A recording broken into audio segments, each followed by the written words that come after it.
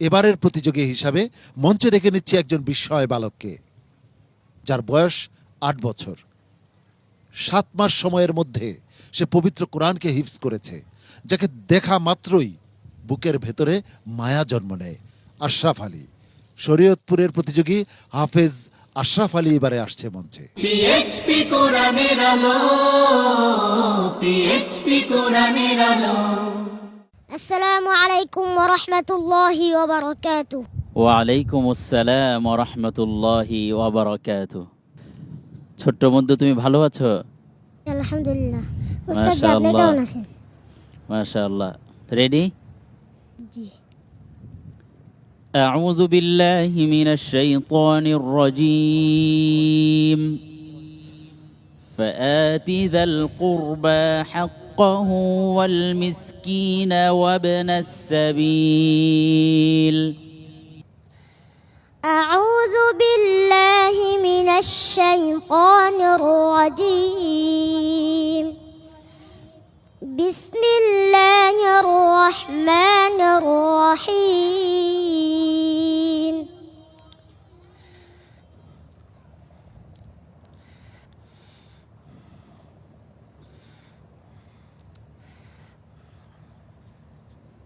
وإذا مس الناس ضر دعوا ربهم. أعوذ بالله من الشيطان الرجيم.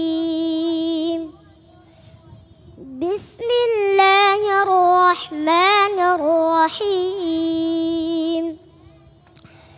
وإذا مس الناس ضر دعوا ربهم منيبين إليه ثم إذا أذاقهم منه رحمة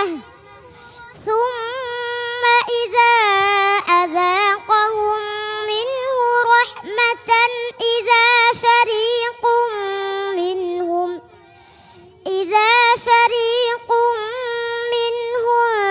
بربهم يشركون ليكفروا بما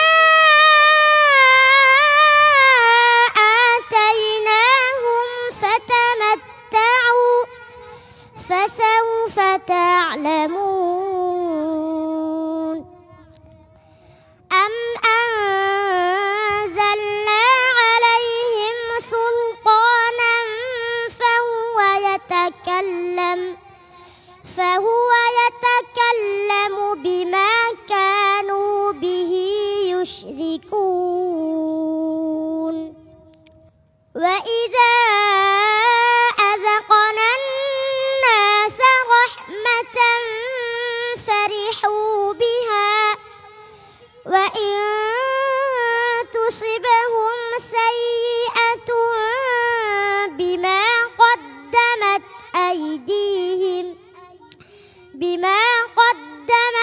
أيديهم إذا هم يقنطون.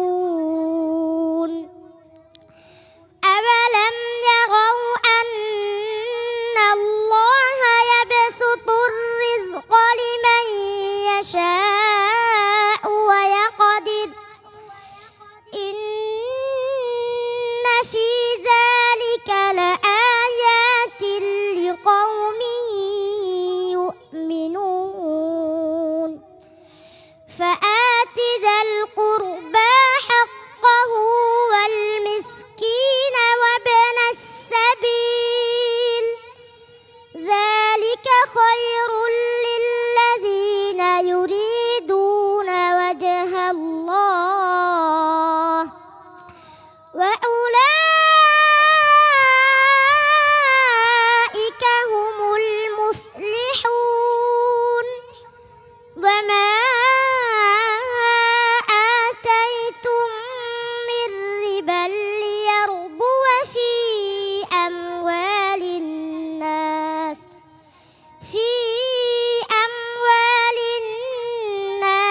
فلا يربو عند الله.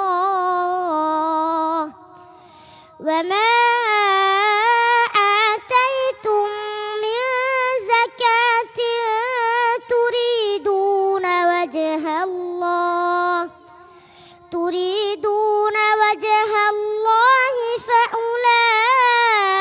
فأولئك هم المضعفون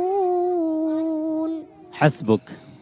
صدق الله العظيم পিএইচপি কোরআনের আলো পিএইচপি মাশাআল্লাহ মাশাআল্লাহ। প্রিয় দর্শক, আমি যখন এই প্রোগ্রামটি উপস্থাপনা করি আমার কাছে সকল প্রতিযোগী সমান, সকলের জন্য সমান দরদ মায়া আমাদের থাকে, সকলেই ভালো করুক সেই প্রত্যাশা থাকে।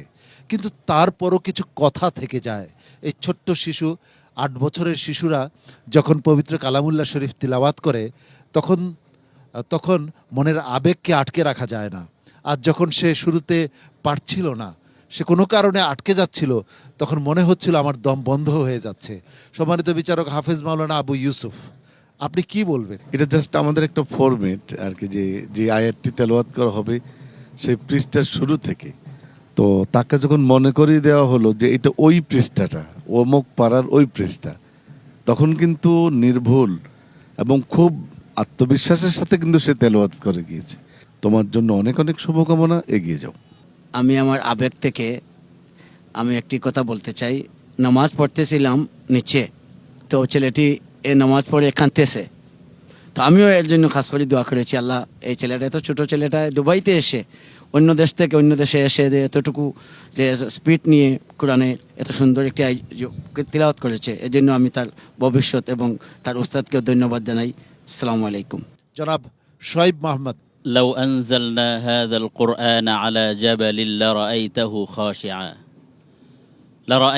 خاشعا متصدعا من خشية الله. আল্লাহ সুবহানাহু ওয়া তাআলা এই কোরআন যদি কোনো পাহাড়ের উপরে নাজিল করতেন তাহলে থরথর করে কাঁপতো ভয়তে, মানে নিতে পারতো না কোরআনের যেই ওয়েট। আমি আশ্চর্য এই কম্পিটিশনে এসে যখন দেখলাম সবচেয়ে ছোট বন্ধু, সবচেয়ে ছোট প্রতিযোগী আশরাফ আলী, তখন বারবার এই আয়াতটি আমার মনে পড়ছিল যে ছোট মানুষ বুকে কিভাবে ধারণ করে আছে পুরো কোরআন। সুবহানাল্লাহ। আল্লাহ তাআলার মুজিজা আপনারা যদি দেখতে চান, মুজিজা খালেদা, দেখুন এই ছোট বাচ্চাটি কোরআনে কারীম কিভাবে আয়ত্ত করেছে। এটি আল্লাহ তাআলার মুজিজা, দেখার জন্য যথেষ্ট।